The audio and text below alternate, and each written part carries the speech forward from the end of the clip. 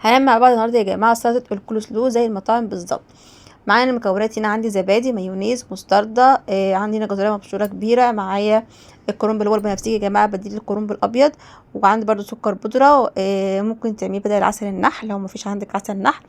بس انا هحط الاتنين، هحط عسل نحل واحط سكر بودرة برضو.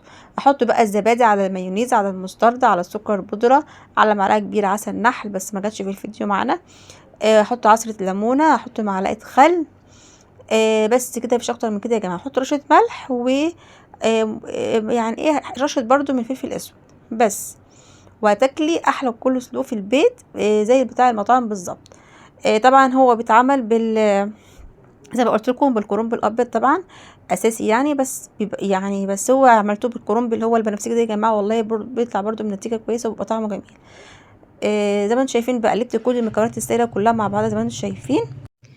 وبعدين بقى هنزل بقى عليهم بقى ايه بالجزر طبعا الكميه زي ما تحبي بقى. لو انت عايزه تزودي بقى عن كده بتزودي، عايزه تعملي يعني حسب ما انت عايزه بقى، بتقللي بتكتري زي ما انت عايزه. طبعا برضو ممكن تكتري برضو في الزبادي برضو لو انت عايزه برضو.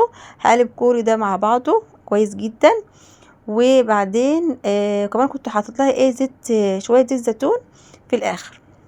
واحط بقى كده في الايه في التلاجة. اهم حاجه تحطيه في التلاجة يعني تقعد في التلاجة كام ساعه، ده اهم حاجه عشان تطلع معانا تشرب مصوص كده مع بعضه ويبقى طعمها حلو وزي المطاعم بالظبط. جربوها يا جماعه مش هتندموا، تحفه.